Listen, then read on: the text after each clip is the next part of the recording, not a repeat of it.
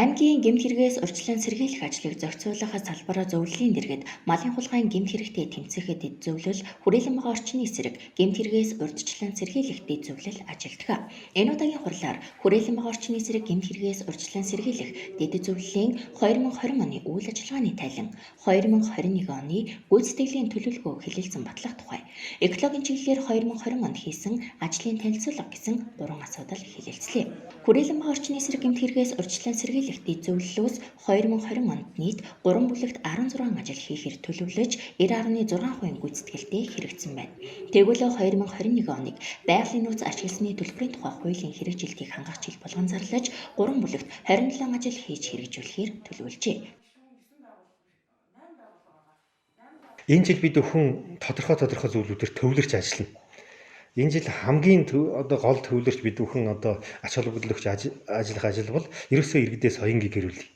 Энэ соншил орчинд байгаа амьдарч байгаа энэ хүмүүсийг бид яг тэр соншлоор нь дамжуулаад энэ орчноор нь дамжуулаад бид өхөн мэдээлжүүлье.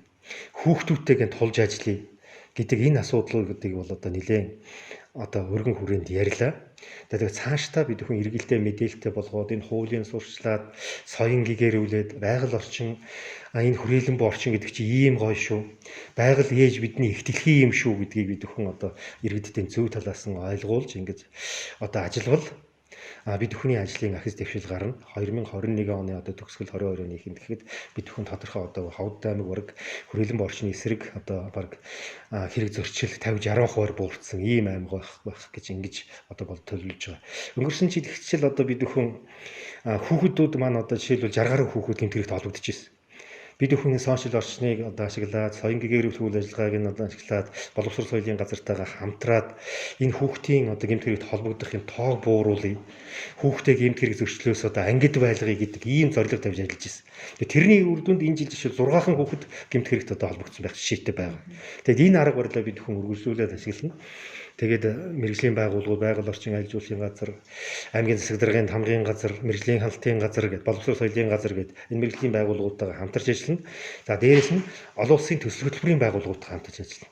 Ялангуяа дэлхийн байгаль хамгаалах сан бол энэ манай хүрээлэн буй орчны эсрэг гэмт хэрэгтэй тэмцэх, ер нь аймгийн гэмт хэрэгтэй тэмцэх энэ зөвлөлийн ажилд үнэхээр тусууд юм болж ингэж санаачлаг гаргаж ингэж ажиллаж байгаа. 2020 оны тухайд хүрээлэн байгаа орчны эсрэг гэмт хэрэг өссөн үзүүлэлттэй гарсан байна. Өөрөөр хэлбэл цагдаагийн газарт бүртгэгдсэн хүрээлэн байгаа орчны эсрэг гэмт хэргийн тоо 7.8% буюу нийт 37 гэмт хэрэг бүртгэгджээ.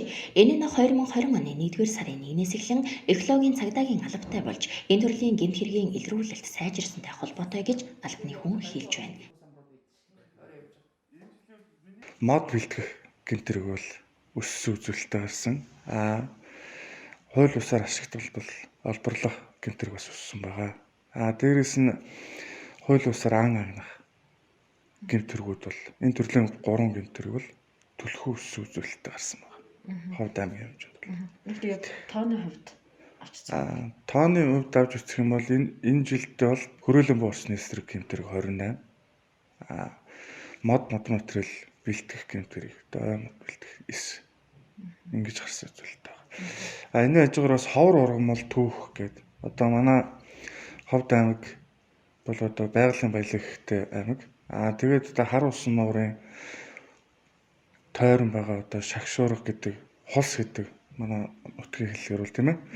Энэ нь болохоор яг хуулийн зааснаар ховор ургамлын төрөлдөө орсон ургамал байгаа игэл шагшуурга гэж. Энэ экологи эдийн засгийн үнэлгээ нь болохоор 1 кг 95.700 төгрөгийн үнэлгээтэй байдаг учраас хүмүүс энийг мэдэхгүй болмоос маш хадаж бэлтгэх асуудал гарч байгаас энэ төрлийн гэмт хэрэг бас их хандлагатай байна. Бас дээрээс нь алтан сонгон гэдэг энэ бол зөвхөн баруун тав аймагт ургадаг алтан өндөрлөг газар ургадаг алтан сонгон гэж ургамал байгаа. Энийг бас хүмүүс хууль ёсоор бэлтгэж зарах асуудал ихээр гарч байгаа. Энэ төрлийн гэмт хэрэг бас нэмэгдэх хандлагатай байгаа учраас энэ дээр цагдаагийн байгууллагаас хяналт шалгалтыг сайжруулж очиж байгаа. Энэ удаагийн хуралд аймгийн иргэдийн төлөөлөгчдийн хурлын дарга бөгөөд гэмт хэрэгээс урьдчилан сэргийлэх ажлыг зохицуулах салбар зөвлөлийн дарга Пүрэвганд тэргүүтээ байгаль орчин аялал жуулчлалын газар, аймгийн шүүхийн тамгын газар, дэлхийн байгаль хамгаалах сангийн, алдаа саяны бүсийн салбар, аймгийн боловсрол соёл урлагийн газар, экологийн цагдаа зэрэг харьяа байгууллагуудын төлөөллөд оролцлоо. Хүрээлэн байгаа орчны эсрэг гэмт хэрэгээс урьдчилан сэргийлэх дэд зөвлөлийн үйл ажиллагааны хүрээнд тусгагдсан ажлуудыг хийж хэрэгжүүлэхтэй холбогдуулан улирал бүр дэд зөвлөлийн хуралдааныг зохион байгуулж төлөвлөгөөнд тусгагдсан ажлуудын хэрэгжилтийг хангуулж ухаар боллоо.